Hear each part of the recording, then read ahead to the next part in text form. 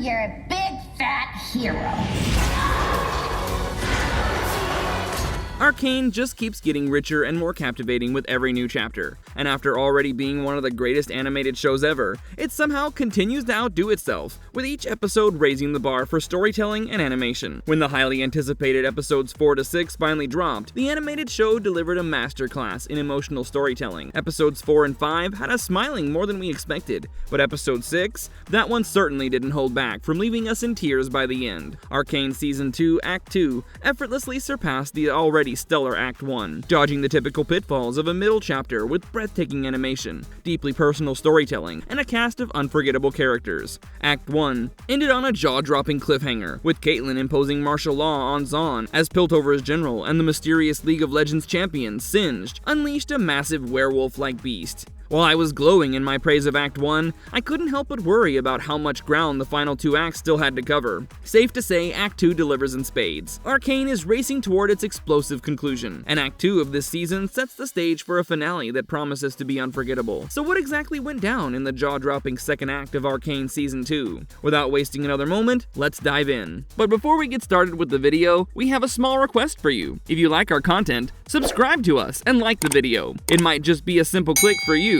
but it means a lot to us. Now that we've got that out of the way, let's get started. Episode 4, The Return of Vander, or should I say Warwick. So the 4th episode takes us deeper into the chaos Jinx has sparked with her accidental rebellion against Piltover. After Savika set off the colorful cans Jinx had scattered around, giving the topside a chaotic makeover, Jinx gained a growing number of supporters. People are dyeing their hair blue in her honor, and rising up to fight both the Enforcers and the Noxians. Meanwhile, Caitlyn has shacked up in the comfort of Maddie, and simply avoids her after Maddie voices her growing concerns about Ambessa and the Noxians, who seem to be tightening their grip on Piltover while treating the Zaunites with ruthless cruelty. In the heat of the moment, Caitlyn doesn't seem to realize that while she was wearing the crown, it's actually Ambessa who's truly calling the shots. Maddie then points out the obvious that if Caitlyn isn't on board with Ambessa's methods, she could simply order the withdrawal of troops and reinstate the council to handle the situation diplomatically. But Caitlyn knows it's not that simple, because until she delivers what she promised, which is bringing Jinx into Stillwater Prison, she's stuck playing by Ambessa's rules, whether she likes it or not. Although Caitlyn tries to justify her inability to make her own decisions by pointing out everything Ambessa has done to elevate Piltover's status, Maddie pushes back, reminding Caitlyn that no matter what Ambessa is orchestrating behind the scenes, the people, especially the Enforcers, see Caitlyn as the one in charge. Maddie encourages her to embrace that image and use it to make a real difference, but is indeed a tough reality for Caitlyn to face, and the weight of it all forces her to step away from the conversation in order to gather her thoughts. We then see how Ambessa's experiments with the gemstone are failing, and her frustration is mounting. With Mel, Jace, and Heimerdinger all missing, she's now more desperate than ever. Without someone capable of harnessing the true power of Hextech, Ambessa fears Piltover is dangerously vulnerable to attack from the Black Rose Order,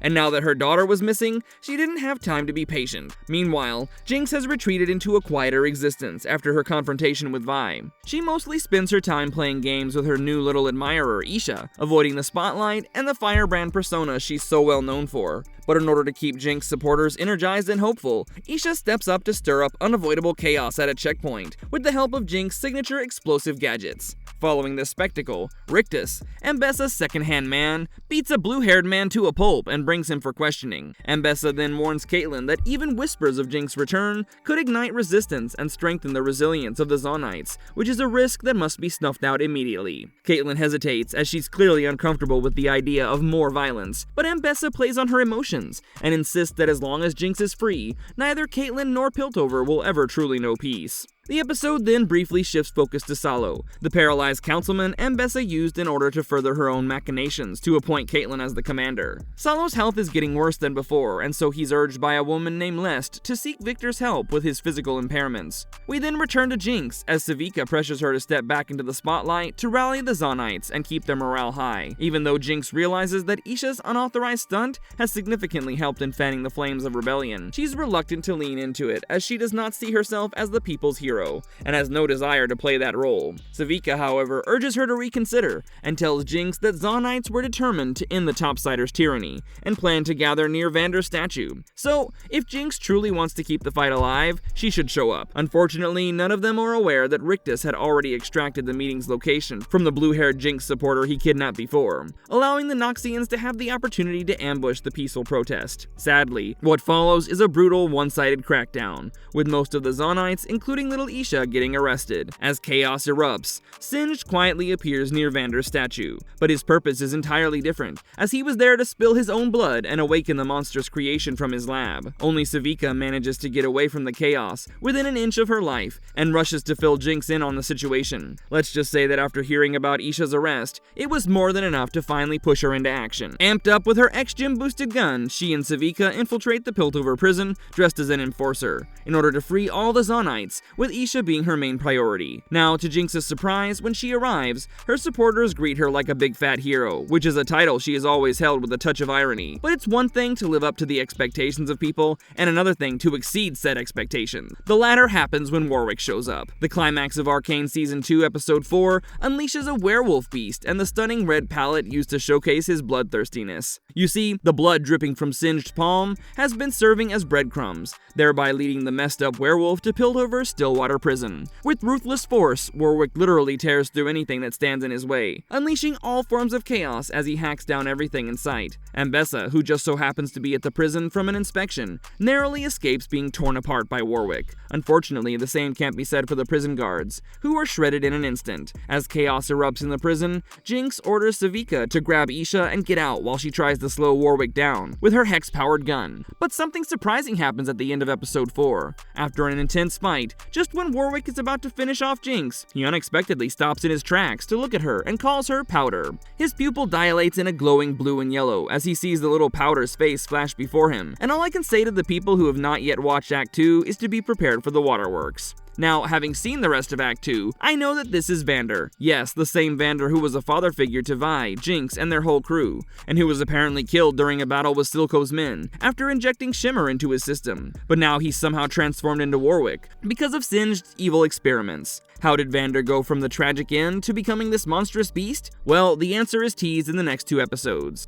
Episode 5. Jace is back, but the once rational scientist is now a changed man. So the opening of Episode 5 details what Vi has been up to since Act 1, with flashing lights and freeze-frame fights beautifully yet intentionally harshly showing her descent into depression and self-punishment. We see a montage of Vi drowning her heartbreak and pain in alcohol, trying to numb the emotional fallout from her split with Caitlyn. Meanwhile, Jinx, now sporting a new mechanical middle finger, the one that Caitlyn severed from her hand in Episode 3, shows up at Vi's not-so-humble abode with the shocking news of Vander still being alive. Meanwhile, Caitlyn sits down in a prison cell with Singed in order to question him about the deadly feral beast roaming around freely, and whether Jinx is involved in this whole fiasco. Singed, as usual, avoids giving any clear answers, and tells Caitlyn about the emptiness of youth, and how patience is something that only comes with age. The episode then shifts to Mel, who wakes up in a massive pit, and then appears to reunite with her long-lost brother Kino, who has been held in a kind of open, well-like prison created by the Black Rose Order. We then jump to Jinx, Isha, and Vi, who are headed into a tunnel filled with sound-activated bioluminescent plants, which is apparently the place where Jinx lost track of Vander. As expected, Jinx and Vi quickly get into a heated argument, which escalates into a physical confrontation. The fight centers around Jinx's inability to distinguish between what's reality and what's fantasy, with Vi accusing her of chasing a wild goose, driven by her overtly delusional imagination. Now, during the scuffle, Isha tries to help Jinx beat up Vi and gets hurt in the process, leaving bloodstains on the floor. Even then, Jinx isn't ready to give up. She reminds Vi that the last time they tried to rescue Vander from Silco alone, things went horribly wrong. So this time, Jinx is determined to do it right, and she insists that both of Vander's daughters need to be there for him. Eventually, Vi and Jinx search for Vander leads them to a chamber filled with his belongings. While there, Vi finds a letter Vander wrote to Silco, in which he expressed his desire to reconcile with his brother. Regarding this, Jinx reflects on how different things might have been if Silco had ever read that letter. Perhaps he would not have turned into the villain he became at the end. But as they dig deeper, the monstrous version of Vander forces Jinx, Vi, and Isha to confront a grim reality, because they now have to figure out how to deal with the villain standing before them. After a visually stunning and intense fight, which seems to be a signature style for the show at this point, Vi stands back to call out Vander's name, which momentarily halts his bloodlust, In a rare moment of tenderness, Vander brings Vi, Jinx, and Isha into a shared group hug, though none of them really know how long this bittersweet reunion would last. We then get a flashback scene with Vander, Silco, and a woman named Felicia. It's unclear whether Felicia was Vander and Silco's sister or just a close friend, but what is certain is that she was pregnant with Vi during their conversation. The father, Connell, apparently did not know about the pregnancy, and Felicia hadn't told him yet. In the midst of all the uncertainty, Felicia made Vander and Silco promise her that while she focused on raising her child and working, they would figure out the bigger issues regarding Zaun and its future. We then take a detour to Ambessa as she approaches Singed with a proposal to add Warwick to her Noxian arsenal. In exchange for making sure the beast remained under her control, she promised to give Singed whatever he needed. Now, Singed does not fully explain how he got his hands on Vander's seemingly dead body, but he reveals that during his experiments, he was able to tap into Vander's incredible tolerance for pain. However, Vander's mind was beyond saving, and now the only way to control Warwick or Vander is through blood. But there's also another way to control the beast, with the help of Jinx and Vi. When Caitlyn walks in to uncover the deal between Ambessa and Singed, she confronts the scientist, whose real name is revealed to be Dr. Revik. Determined to get to the bottom of things, she storms into his lab, demanding to know how they plan to track down Warwick while keeping her in the dark. More importantly, she's now learned about Singed's troubled past, where he was once an esteemed scientist of the city before his experiments led to his expulsion from Piltover Academy. Seeing Singed as equally monstrous as Warwick, Caitlyn was ready to take him down, but before she does, she demands to know what drove him to commit such horrifying acts in the name of evolution. In response, Singed takes Caitlyn and Ambessa inside to open a hidden section of his lab, revealing the preserved body of his daughter, submerged in a strange fluid. It turns out that Singed has been experimenting with plants and animals to create a steady supply of this embalming liquid, likely in a desperate attempt to find a way to bring her back to life. Meanwhile, Mel finally gets the chance to finally have the conversation she missed out on with Kino, but their talk about Noxus' reaction to Kino's apparent death is interrupted when they discover that the brick walls of the Black Rose Order prison they're trapped in are a puzzle, and solving it could lead to their escape. But instead of focusing on the puzzle, Mel presses Kino for answers about his disappearance. Kino then reveals that he was in a place called Basilich, where he heard rumors about Ambessa falling in love with someone, although he found it hard to believe, since it's almost impossible to picture Ambessa capable of love. Kino dug deeper and uncovered that she had an affair with someone and even gave birth to a child. Kino claimed that whatever this child had inherited was crucial to the Black Rose Order. After a moment of self-doubt, Mel decided to focus on the puzzle, revealing it was the only way she and Kino could escape the prison. But then, something shifted in her as Mel suddenly understood that neither the prison nor Kino was real. It was all an illusion created by an entity from the Black Order. The voice of this entity confirms that they have been searching for Ambessa's child for some unknown reason, which is why they kidnapped Kino and presumably killed him in the process. Now they've come for Mel because she has more potential than Kino. The voice even calls her sister, which only suggests that this entity could be Ambessa's neglected child, who's returned to seek revenge by targeting the ones Ambessa loves. Now this revelation triggered something deep within Mel, and she unleashed a massive burst of energy that seemed to break her free from the Black Rose's control. But that's where the scene ends. At the end of episode 5, Salo, who has been healed by Viktor at this point, enters the gemstone mesh connected to the hex gates to extract what seemed to be some kind of stabilizer. This movement triggers a reaction in the wild rune inside, causing it to spit out Jace, who appears to have been trapped there for years. And no, there's no sign of Echo or Heimerdinger, who were also sucked in by the runes alongside him. When Jace hints that he plans to speak with Viktor, Salo reveals a surprising truth that he's part of a hive mind created by Viktor's hex powers. This basically allows Viktor to inhabit the bodies of all his disciples without harming their minds, essentially taking control whenever he wishes, but without damaging the original person's psyche, at least not in Salo's case. Although Viktor is stunned to discover the existence of the wild rune, Jace is completely flabbergasted by Viktor's shift in perspective, because this is the same man who once wanted to destroy Hextech and is now talking about expanding its power. Viktor then explains that in Zaun, he's simply doing what they always intended by sharing Hextech with the people. But Jace, whose hex hammer has now been altered by the wild rune and whose mind has been rattled by the Arcane, is furious. He insists that Hextech is a curse and needs to be destroyed right now. But when Salo tries to leave without acknowledging him, in a fit of rage, Jace violently strikes Salo with his hex hammer, bludgeoning him to death. Episode 6. Is Viktor really dead? So the episode begins with Viktor and Sky, whose soul and psyche have seemingly merged with the Hextech powering Viktor. While examining the wild rune at the Academy, they describe it as flawless chaos. Meanwhile, Ambessa is training Caitlyn in the art of sacrifice during a sparring session, but the fight is interrupted when Singed arrives with news of Warwick, who has made his way to Zaun. And he's not wrong, because Jinx, Vi, and Isha have brought Warwick straight to Viktor, who's now famously known as the Herald. Viktor has apparently built an entire village of disciples, all of whom have been healed by his touch. But this place has rules of its own. Weapons are strictly prohibited in this place, so Jinx and Vi are forced to reluctantly hand over their hex arms and hex gun before seeking Viktor's help. As Viktor attempts to access Warwick's mind, he discovers that Vander's soul is still dormant within the werewolf's body, and in order to reach out to him, Viktor must push beyond the limits of his hex powers, as Skye points out. Now, Viktor was willing to go to extreme lengths to help Vander out, but he needs permission from Vander's daughters to restrain him at night, to prevent any unforeseen accidents. After receiving approval from Vi and Jinx, and though Vander's recovery is slow, it's clear that progress is being made. We then see a hand-painted flashback that takes us back to Vi and Jinx's childhood, with Vander, Felicia, and a man who seems to be Connell. The memories spark a moment of reflection for Vi, making her wonder if it's possible for them to settle down here,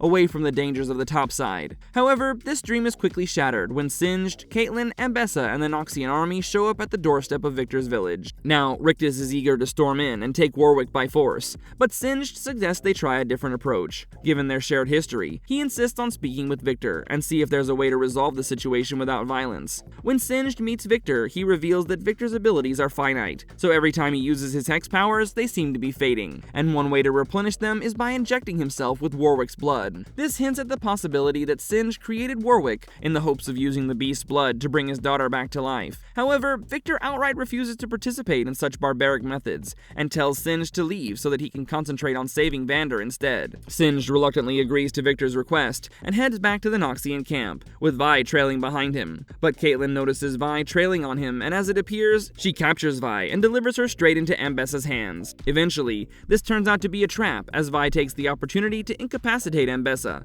and then tries to rescue her father from whatever Singed has planned for him. Meanwhile, Singed attempts to inject Warwick with one of his latest concoctions that would prevent Viktor from saving Vander's mind. However, Caitlyn intervenes just in time to stop him, but Rictus was there all along, and moved in to kill Caitlyn for betraying Ambessa. Luckily, before he could do much, Jinx fires at him from a distance, using a gun that Isha managed to retrieve for her, giving Caitlyn the opening she needs to escape. At the end of Act 2, Jace arrives at the Herald's village and finds Viktor floating in his grand, almost otherworldly space. We know that Jace's Hextech crystal has fused to his wrist, and his hex hammer is corrupted, so it certainly doesn't look like he's there for a nice chat. The sight of Viktor's transformation and the sheer power of the hex core shocks him to his core. Overwhelmed by Viktor's changes, when Jace picks up his corrupted hammer and raises it, he powers up the gemstone beam ult ability of his warped hex hammer, and aiming it towards a meditating Viktor, blasts him in the chest. The gemstone in the hammer reacts violently, causing an explosion that tears through the enclosure and ultimately kills Viktor by delivering a fatal blow. As Viktor takes his last breath, his death sends shockwaves through the community,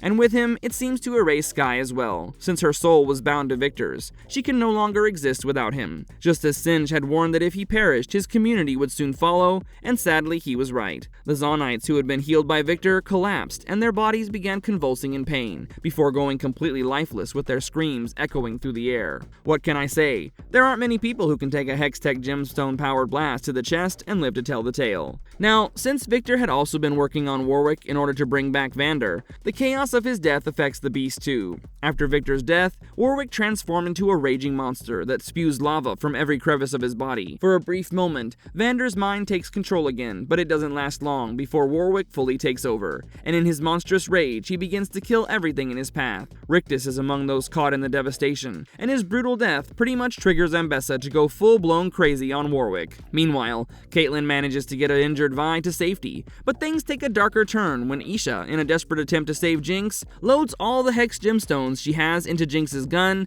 and runs into the chaos to fire them at Vander. The resulting explosion of this is catastrophic, likely killing both Vander and Isha. While Vander symbolized the past and Isha represented the future, in this moment, Jinx loses both of these parts of her life. Now it's just her and Vi against the world. So what do you think will happen next? Is it possible for Isha and Vander to make it out alive? Let us know about your thoughts and theories in the comments below. If you like our content, like it and subscribe if you haven't already. Have a good one and be safe. Thanks everyone!